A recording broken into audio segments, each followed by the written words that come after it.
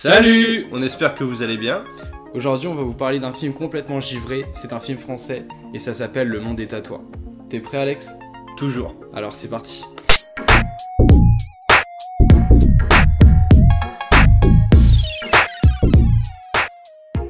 Le Monde est à toi, donc c'est un film français qui est sorti en 2018 sur nos écrans. C'est réalisé par Romain Gavras, donc c'est le deuxième film de Romain Gavras, à qui on devait également Notre jour viendra, dans lequel il y avait également Vincent Cassel, et Romain Gavras qui est le fils du réalisateur Costa Gavras. Dans Le Monde est à toi, donc on retrouve Isabelle Adjani, Vincent Cassel et Karim Leclou. On va donc suivre l'histoire de François, qui est un petit dealer de banlieue, qui nourrit le rêve d'ouvrir une franchise de Mr Freeze au Maroc. Pour ça, donc, il va avoir besoin de fonds pour monter son entreprise. Il va donc décider de monter un trafic de drogue jusqu'en Espagne. Et là, rien ne va se passer comme prévu. Alors Alex, qu'est-ce que t'en as pensé du film? Eh ben, belle surprise.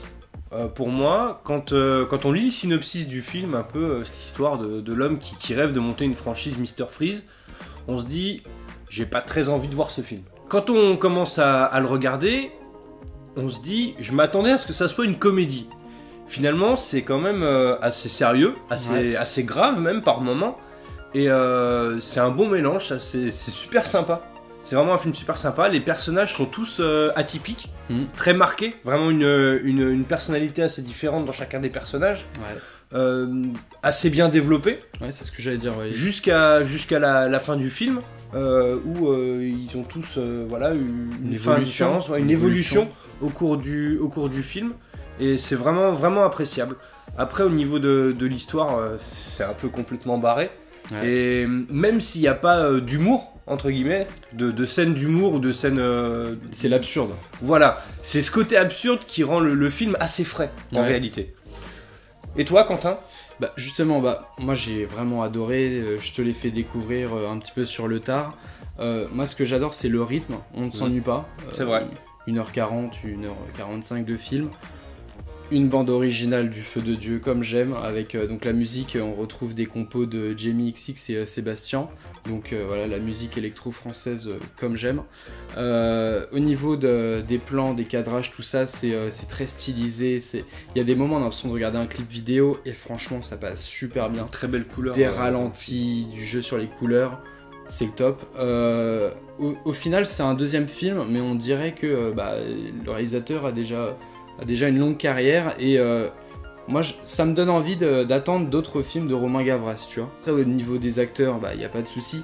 Vincent Cassel qui nous joue un rôle mais excellent, qui est complètement omnubilé par les Illuminati, il voit des symboles partout, complètement barré. Le mec complètement lunaire. Ouais, c'est ça.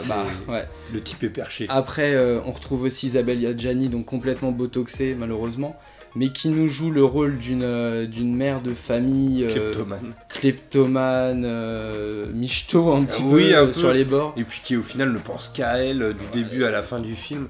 C'est égoïste au possible. Et le perso principal, moi j'ai adoré. Alors Karim Leclou, franchement, c'était la première fois que je le voyais au cinéma. Il porte bien le film, honnêtement, parce que c'est lui le perso principal. Vincent Cassel et Isabelle Adjani sont des seconds rôles. Dans ce film-là, il n'y a aucun acteur qui mérite d'être pointé du doigt comme quoi il a mal joué ou quoi que ce soit. Je trouve que tout le monde était dans son rôle, tout le monde a rempli sa tâche. Aucun personnage n'a été laissé de côté. Chaque personnage qui a été présenté, en réalité, a eu son rôle à jouer dans l'histoire, a eu son impact.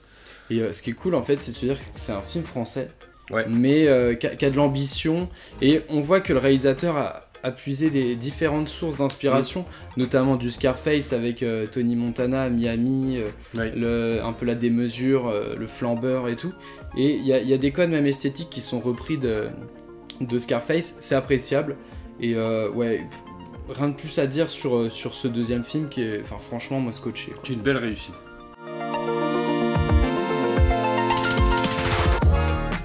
Alors, on n'a pas décidé de revenir en détail sur une scène en particulier parce que tout le film forme un tout cohérent et il n'y a pas de scène qui sort plus qu'une autre en fait. Non. Toutes sont indispensables et sont toutes marquantes. Après, qu'est-ce que je pourrais dire, c'est que moi, il y a quand même une scène vers la fin, en fait, où on nous dévoile un plan qui a été mis en scène pour arriver au but du personnage. Et j'ai trouvé que c'était bien mené. Il y a même un moment où, c'est ce que je t'ai dit Alex, c'est marrant, ce serait presque du Ocean's 11, Oui. Enfin, ou du Ocean's 8, mais mieux fait que du Ocean's 8, alors que ça dure 10 minutes, quoi. Ouais, et c'est vrai que c'est très bien fait, et même à ce moment-là, je me suis dit, au final, au départ, on commence sur une histoire avec un businessman qui veut monter son affaire. Ensuite, on part sur l'histoire d'un gars qui monte un trafic de drogue. Puis après, le gars se fait arnaquer, on part sur un film qui va parler d'un casse, et puis ensuite, il y a tout un tas de codes de films qui sont repris, qui sont mélangés, ça fait un tout super cohérent, c'est vachement étonnant. Alors aussi, moi, il y a un petit détail dont on n'a pas du tout parlé, c'est qu'il y a un moment dans le film, il va y avoir une histoire de kidnapping, oui. Et la fille qui va être kidnappée, donc c'est une gamine d'une dizaine d'années, j'ai trouvé qu'elle jouait super bien, et pourtant elle a quasiment pas de dialogue. Mais écoute, ça se jouait par les regards, tout ça, et les regards, le faciès. Même elle, j'ai trouvé qu'elle jouait vraiment super bien. Donc franchement, ce film, c'est une galerie de personnages attachants, moi je trouve. Dans l'ensemble, ils sont tous attachants, haut en couleur, absurdes. Il y a des beaux plans, c'est rythmé, une bonne bande originale. Que demander de plus? Un joli retournement de situation à la fin. Joli retournement de situation aussi, ouais. Donc franchement, moi, c'est le genre de film que je veux voir au ciné. Et c'est ce genre de film là que le cinéma français devrait mettre vraiment à l'honneur, plutôt que les comédies familiales qu'on a l'habitude de voir, qui sont calibrées pour le dimanche soir sur TF1.